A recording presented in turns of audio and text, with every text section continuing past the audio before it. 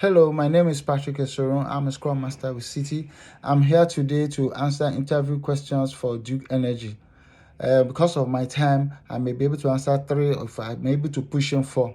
So I will start with the question. Why Duke Energy? Duke Energy is an American energy giant. They're an electric power natural gas holding company, one of the largest energy giants in America, serving over 7.8 million customers. It's a Fortune 500 customer. It's been named as one of the best places to work in America, with world-class working environments for the employees and great career advancement opportunities. I was excited when my recruiter, Carrie, told me about this opportunity. I said, wow, and an energy giant, I would like to be here. I would want to see if my skill sets and my abilities and my experiences will be of fit to this organization, which I believe it will be. This is where I would like to be. I look forward to the next 5 years. I know it's going to be a wonderful experience with this organization, and I hope to be here. My first question is, what coaching techniques will I use working with leaders who are skeptical about changing their ways of working?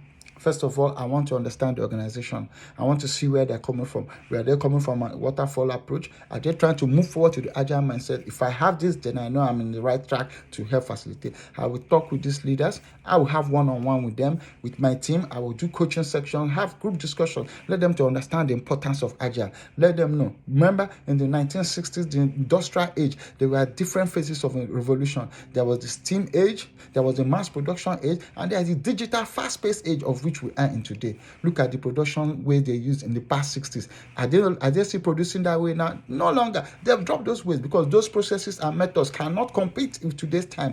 Also, then why do you think the management practices of those days of holding, coercing, and commanding what to do is working? It cannot work in today's time and age. Look at the famous Douglas McGregor theory X and Y manager approach. He talked about the X manager theory. X manager believed in enforcing his way on his people, telling them what to do, believing that they don't know what to do unless you tell them what to do, that they are lazy. Workers are lazy. They don't want to work. You have to oppress, you have to tell them, you have to plan them, you have to make sure you instill your way upon them.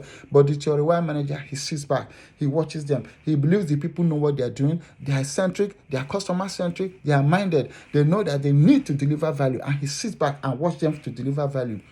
Back then, it was called the laissez-faire style of management, but in today's time, it is self-organizing and self-managed teams. Self-managed teams are the ones that give you the best architectural designs. Self-managed teams are the ones that give you innovation. They give you the best results for your customers. They make you have customer retention. They're always thinking, they are motivated. You don't need to push them around, because if you push around teams now, they'll be demotivated. Take, for example, your military. You may have the formation, you may have the plan tactics, you may have the weaponry, but if your soldiers do not have the heart, they will not succeed. Take back what happened in Afghanistan. The United States has equipped them with weaponry, given them plans, and spent millions in weapon backlog for them to be able to operate. But because they did not have the heart, they could not face the opposition. They failed miserably. This was what is happening today. This is what is happening today's time. Your team, if they are not motivated, if they are not energized, if they are not thinking, if they are not operating, if they are not customer centric, if they do not believe in you, they will not put their mind to the product. They will not be innovative. They will be waiting for your response. Whatever you give them is what they do. Whatever you don't give them, they will not do.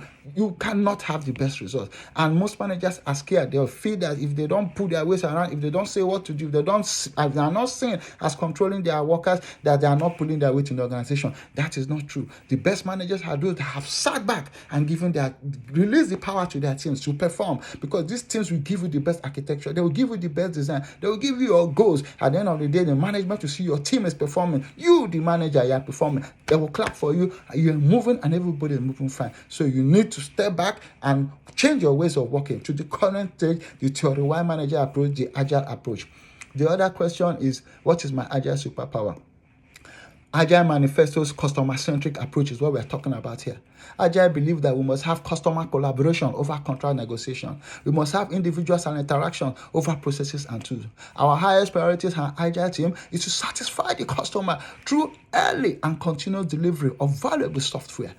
Customer-centric is the way to go. When you're customer-centric, you think about the customer, you have a good backlog refinement, because the products you pull are customer-centric based. It will lead you to give the right value, the right products the right story points to pull for your customer. When you do your sprint backlog planning, the same way, customer-centric approach. What values give early, what user stories give early value to my customer? You put that out. In your sprint planning, you are thinking of the customer. You want to do quick releases so that he has value quickly and is happy. When you're having your sprint review, you are face-to-face with your customer. You are happy. You are giving him insight. The customer is also giving you insight on what he wants to manipulate it. And you use this insight to go back and give him wonderful products. All is customer centrism. During your sprint retrospect, you facilitate discussions around impediments and how to work around them to give good value still to your customer. Because you're customer centric, it covers the whole ramification of what you do. Customer centrism is just the way to go in Agile. To me, customer centrism is my own superpower. What's yours? Now, the last one I would like to talk about is trust for the team. I need to define the role and the goals of everybody. Everybody needs to know their goals and objective as a team. And now when everybody knows their goals, they know what they're supposed to do. They know when they're supposed to perform. They know what to do to achieve these goals. I want an environment where nobody is afraid to make a mistake. I want an environment where nobody is afraid to say, look, I need help. Raise his hand for help, and the team are able to stretch for their hand to help you. I want an environment where nobody during retrospect is shy or afraid. They don't want to talk, because there has to be trust. You have to trust that when you speak, the team understands. There has to be errors, mistakes, because it's from mistakes we get the plan, know what to do, and move forward, because it's everybody's ideology. Trust and an environment that is collaborative, cross-functional. This is the way to go. For our stakeholders that want to see us, transparency is the way we can earn their trust. We'll let them know our velocity, we'll let them know our capacity, we'll let them know what we are doing, because they have an expectation, so that when they give expectation, we do not fail them. When they give expectation, we're able to tell them, this is what is able to be achieved. Then they will not be overestimating, they will not expect from us, and we too will not fail them. In such a way, with our abundant chart, with our velocity, with our sprint progress health bar on the Jira board, the customers, my stakeholders understand what is expected and what they can expect from us, and we as a team will deliver. All these things are what will give a good trust between my team members and the stakeholders involved.